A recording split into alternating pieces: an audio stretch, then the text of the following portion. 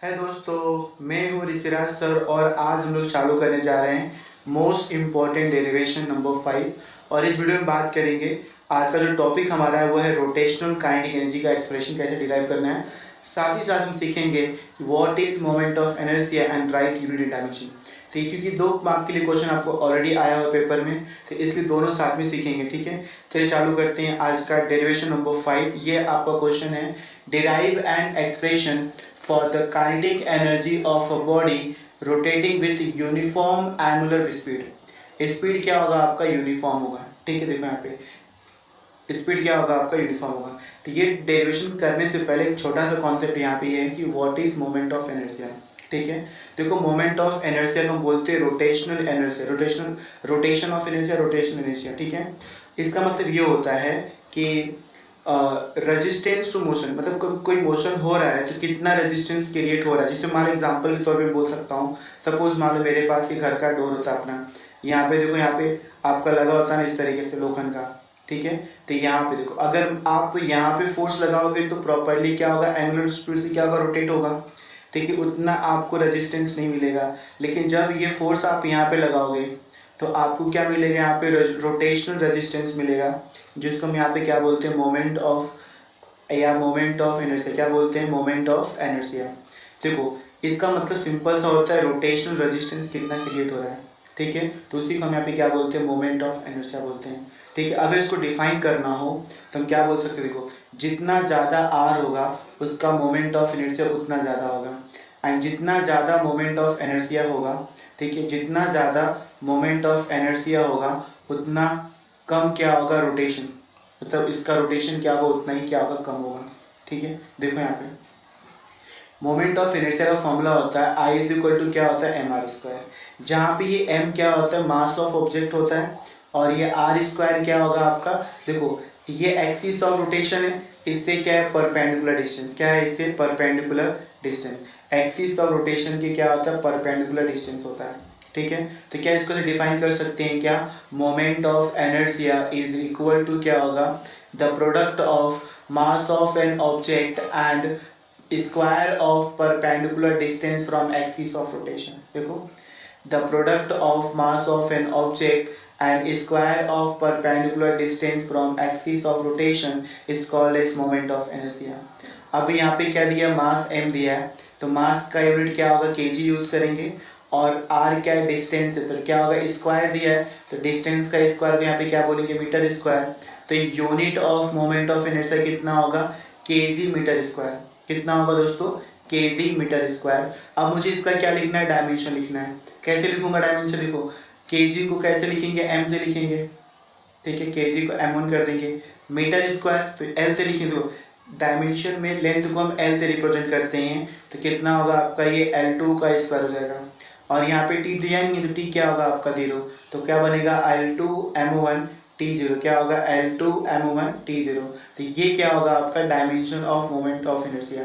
तो पेपर में आपको आता है डेफिनेशन, ठीक है, यूनिट एंड डायमेंशन। डिफाइन कैसे करोगे, the product of mass of an object and क्या होगा, perpendicular square of perpendicular distance from axis of rotation is called as moment of inertia. Formula क्या होगा, I is equal to M R square होगा, unit क्या होगा, KG metre square होगा, and साथ में क्या लिखेंगे, डायमेंशन क्या होगा, L2 M1 T minus, T कितना होगा 0, L2 M1 T क्या होगा आपका 0। इतना क्लियर है, आपको समझ में आया आपको। चलो आगे देखते हैं।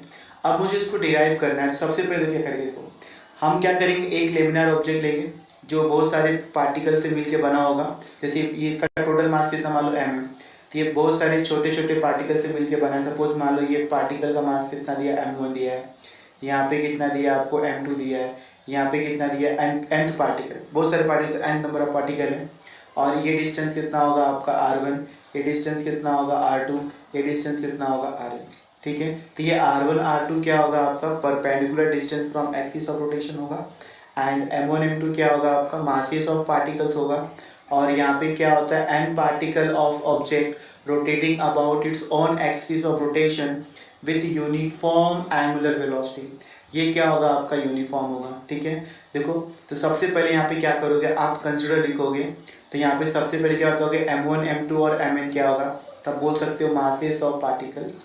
ठीक है। R1 R2 Rn क्या होगा आप बोल सकते हो perpendicular distance from axis of rotation. And then आप बता सकते हो V1, देखो ओमेगा कांस्टेंट है, मास चेंज हो रहा है, इसका मतलब यहाँ पे देखो हमने पढ़ा है V इज इक्वल टू क्या होता है आर ओमेगा। ओमेगा कांस्टेंट है बट V चेंज हो रहा है, तो ये आर देखो आर चेंज हो रहा है मतलब क्या होगा V भी चेंज होगा, क्योंकि यहाँ पे ओमेगा कांस्टेंट है, आर चेंज होगा तो V भी क्या होगा चेंज होगा। तो याद रखना है इन रोटेशनल मोशन, ठीक है, इन रोटेशनल मोशन अगर आपका लीनियर वेलोसिटी, याद रखना इन रोटेशनल मोशन क्या होगा लीनियर वेलोसिटी ऑफ पार्टिकल क्या होगा चेंजेस बट एंगुलर वेलोसिटी क्या होगा रिमेन कांस्टेंट। ये एमसीक्यूज आपको आता है, ठीक है। इन रोटेशन मोशन में याद रखना है लीनियर वेलोसिटी क्या होगा चेंजेस बट यहाँ पे एंगुलर वेलोसिटी क्या होगा आपका कांस्टेंट, क्या होगा आपका कांस्टेंट। ये चीज आपको यहाँ पे याद रखना है, ठीक है। अब यहाँ पे देखो तो यहाँ पे V1 V2 लिख सकते हैं, देखो तो हम बोल सकते हैं यहाँ पे देखो यूनिफॉर्म, देखो ओमेगा क्या होगा यूनिफॉर्म एंगुलर वेलोसिटी। अगर हम देखा जाए तो V1 कितना होगा, तो V1 मेरा हो जाएगा यहाँ पे R1 ओमेगा।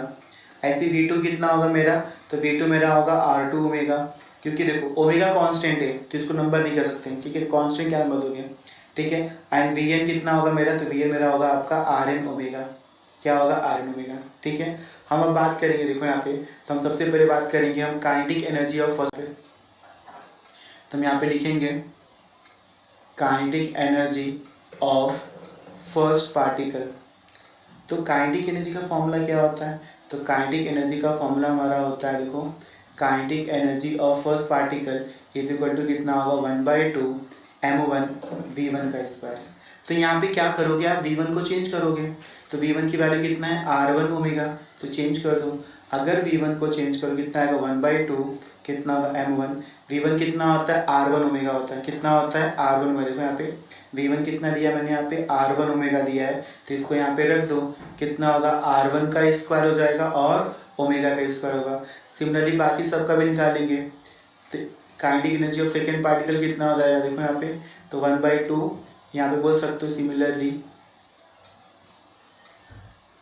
क्या होगा, सिमिलरली इसका भी कर लेंगे, कितना होगा आपका m2 v2 का स्क्वायर, कितना होगा आपका 1/2 कितना होगा m2 कितना होगा r2 का स्क्वायर ओमेगा स्क्वायर। सेम ये भी कितना होगा आपका r2 ओमेगा होगा, स्क्वायर कर देंगे।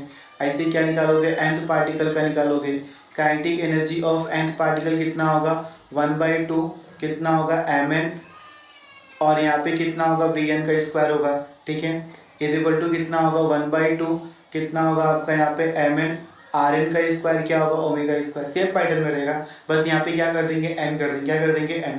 ऐसे हर एक पार्टिकल का निकाल लिए। अब यहाँ पे जो रोटेशनल काइनेटिक एनर्जी क्या होगा sum of kinetic energy of all the particles, हर पार्टिकल क्या होगा सम होगा। देखो हम बोल सकते हैं यहाँ पे रोटेशनल काइनेटिक एनर्जी क्या होगा, देखो यहाँ पे तो आप बोल सकते हो rotational kinetic energy is the sum of, मतलब क्या होगा kinetic energy of first particle plus क्या होगा kinetic energy of second particle, ऐसे क्या होगा काइनेटिक एनर्जी ऑफ क्या होगा nth पार्टिकल। यहाँ पे आप सेंटेंस में लिख सकते हो rotational kinetic energy is equal to क्या होगा सम ऑफ, ठीक है, algebraic sum of kinetic energy of all the particles, हर पार्टिकल क्या होगा सम के बराबर होगा। तो ऐसे लिख सकते हैं, तो यहाँ पे वैल्यू चेंज कर दो। अब मुझे बताओ kinetic energy of first particle कितना दिया आपको, देखो यहाँ पे तो kinetic energy of first particle आपको दिया 1/2 m1 r1 square omega square, फिर प्लस करेंगे सेकेंड कितना दिया 1/2 m2 r2 square omega square दिया है। ऐसे ही नेक्स्ट क्या करेंगे n पार्टिकल का कितना होगा 1/2 mn और क्या होगा Rn स्क्वायर ओमेगा स्क्वायर। तो इन सब में कॉमन क्या दिख रहा है आपको, तो इन सब में कॉमन क्या है ओमेगा 1/2 ओमेगा स्क्वायर, जो आपको कॉमन दिख रहा है उसको बाहर निकाल दो। तो इसमें क्या दिख रहा है आपको 1/2 ओमेगा स्क्वायर कॉमन कर देंगे तो अंदर क्या बचेगा आपका m1 r1 स्क्वायर प्लस क्या होगा आपका m2 r2 स्क्वायर प्लस क्या होगा mn Rn स्क्वायर, ठीक है। इसका मतलब ये होगा दोस्तों, तो ये क्या होगा moment of inertia of first particle, देखो mr स्क्वायर दिख रहा है तो ये फर्स्ट पार्टिकल है, ये क्या होगा moment of inertia of second particle दिया है और ये क्या होगा moment of inertia of nth particle दिया है, ठीक है। तो क्या इसको मैं से बोल सकते हैं क्या since net moment of inertia कितना होगा, तो नेट मोमेंट ऑफ इनर्शिया क्या होगा सबका एडिशन क्या होगा m1 r1 का स्क्वायर प्लस क्या होगा m2 r2 का स्क्वायर प्लस क्या होगा आपका mn Rn का स्क्वायर, क्या होगा mn Rn का स्क्वायर। तो यहाँ पे हम क्या लिख लेंगे mn/n का स्क्वायर। देखो यहाँ पे, एक मिनट है, इसको मैं हटाता हूँ यहाँ से। तो क्या बोलेंगे, mn/n का स्क्वायर। ठीक है, तो ये क्या होगा आपका टोटल मोमेंट ऑफ इनर्शिया, क्या होगा आपका टोटल। तो क्या इसको चेंज कर सकते हैं यहाँ पे, देखो तो आप बोल सकते हो देयरफॉर आपका रोटेशनल काइनेटिक एनर्जी कितना हो जाएगा दोस्तों, 1/2 I ओमेगा स्क्वायर। ये I क्या होगा, टोटल मोमेंट ऑफ इनर्शिया। तो ये क्या होगा हमारा formula, rotational kinetic energy equal to कितना होगा, 1/2 I ओमेगा स्क्वायर। दोस्तों यहाँ पे I क्या होगा, मोमेंट ऑफ इनर्शिया होगा, ओमेगा क्या होगा आपका एंगुलर वेलोसिटी होगा। देखो सबसे पहले क्या करोगे आप, फर्स्ट पार्टिकल का लीनियर काइनेटिक एनर्जी निकालोगे, सेकेंड पार्टिकल का निकालोगे, एंड पार्टिकल का निकालोगे। देन क्या करोगे, बोलोगे द टोटल, मतलब रोटेशन क्या होगा, रोटेशन काइनेटिक एनर्जी क्या होगा, आप बोल सकते हो the sum of kinetic energy of all the individual particles. ठीक है, तो इन सबका क्या करना है, आपको एल्जेब्रिक सम करना है। तो यहाँ पे सबको ऐड किया, तो सब में कॉमन क्या था आपका, 1/2 ओमेगा स्क्वायर क्या था, कॉमन था। तो कॉमन करके बाकी सबको क्या बोल देंगे, moment of inertia of all the particle, मतलब टोटल मोमेंट ऑफ इनर्शिया। तो इसे क्या बोलेंगे, नेट मोमेंट ऑफ इनर्शिया बोलेंगे। तो यहाँ पे क्या करेंगे, इसको लिख लेंगे। ठीक है, तो नेट मोमेंट ऑफ इनर्शिया कितना होगा, m1r1 का स्क्वायर प्लस m2r2 का स्क्वायर प्लस क्या होगा, mn/n का स्क्वायर। ठीक है, इतना क्लियर है। और आपका ये क्या होगा, फॉर्मूला। ठीक है, ये क्वेश्चन का आंसर आपको कमेंट करके बताना है, moment of energy of disc क्या होता है। ठीक है, ये क्वेश्चन का आंसर आपको बताना है। ठीक है, देखो यहाँ पे क्वेश्चन का ऑप्शन देखो, पहला ऑप्शन दिया है mr², सेकेंड ऑप्शन दिया है mr²/4, थर्ड बी ऑप्शन दिया है mr²/2, डी ऑप्शन दिया है mr/4 कितना दिया है, 4 दिया है, और ऑप्शन सी कितना दिया आपको, mr²/4 दिया है। ठीक है, तो हमारे पास ये 4 ऑप्शन है, तो आपको कमेंट करके बताना है इसमें करेक्ट ऑप्शन कौन सा है। ठीक है, thank you for watching this video. अगर वीडियो आपको अच्छा लगे तो अपने दोस्तों के साथ ज़रूर शेयर करो, और कमेंट भी करके बताओ कि अगर कोई और टॉपिक पे आपको वीडियो चाहिए तो मुझे इन्फॉर्म कर सकते हो, मैसेज कर सकते हो। ठीक है, और नोट्स के लिए मेरे व्हाट्सएप चैनल को ज्वाइन कर लो, जिसका लिंक मैं डिस्क्रिप्शन बॉक्स में डाल के रखा है। ठीक है, चलो थैंक यू गाइस। पढ़ो, मुस्कुराओ और टॉप करो।